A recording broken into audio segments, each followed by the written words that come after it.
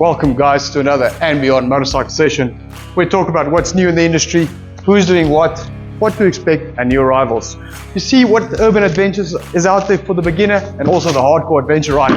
Thanks. We look at equipment, what we need to use, new techniques, and how we evolve as riders in general. Sit back, relax, and enjoy the ride with us. Cheers.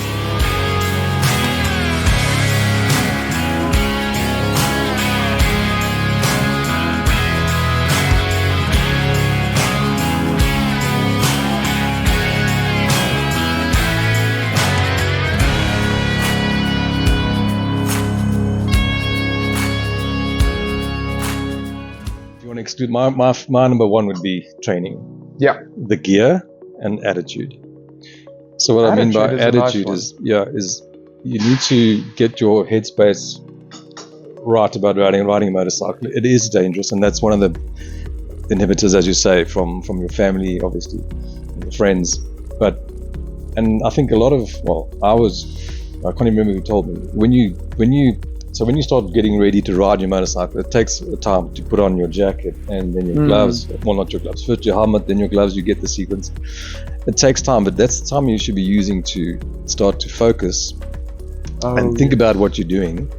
So I think it purposely takes you a while to try and get, instead of just jumping on, like riding a scooter might be a little bit different. You just jump on and pull the helmet over and you ride to the shop quickly. But riding a motorcycle, particularly in our country, it's a little bit more. There's a process involved. Yeah, there's a process because it is dangerous, and it's just a fact of where we live and the riding behavior of cars. I appreciate you saying it because yesterday one of the questions we had, which I think is very relevant with you now, is it's almost like a ritual, a pre-ride ritual. Yeah.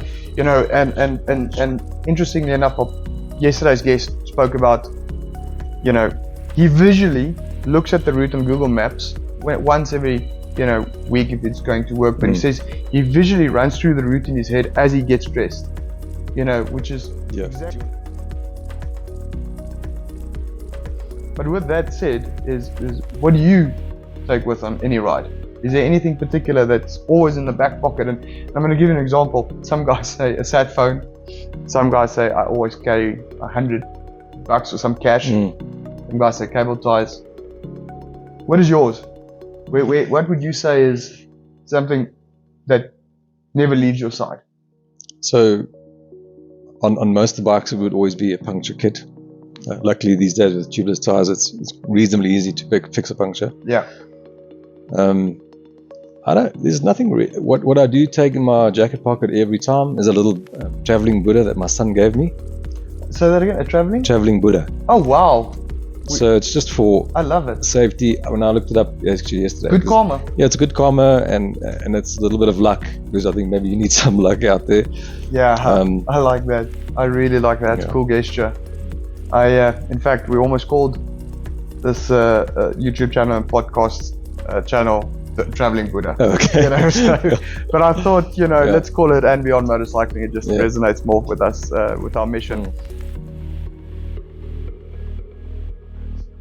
And I'm going to ask, you can only choose one option, and whenever you ride a bike, whether it's commuting or really a long ride, preferably a long ride, I guess it's where you get a lot of stimulation, is what type of experience do you have? Do you have a economical experience, a physical, an emotional, a spiritual, or a mental experience? You have to give me one. Only one. Listen, there's no rules. You don't have to give me one.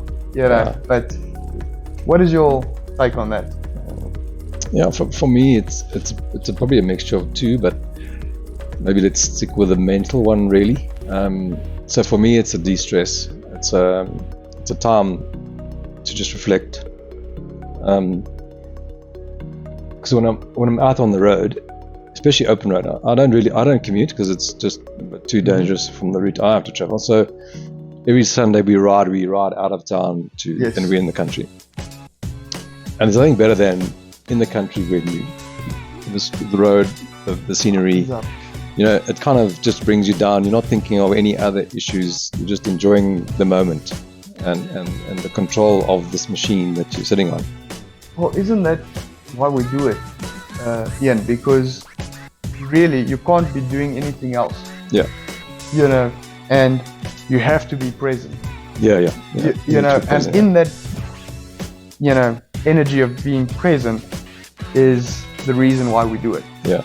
You know, and that might be on any type of riding style you sure. are. Yeah. And I think so. In essence, it's a mental experience for you because it's almost like a meditation. Yeah. Driving out, being able to detach yourself from anything.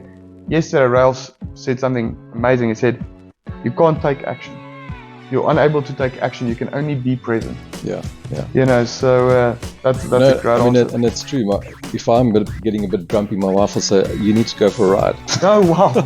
You know, oh wow! You know, just causing too much problems at home. You're irritable. You know, you need to go out on a ride. Reset yourself. Yeah, have a reset. Yeah. Right, Ian. Thanks for this. I really appreciate it. We're gonna jump into the next.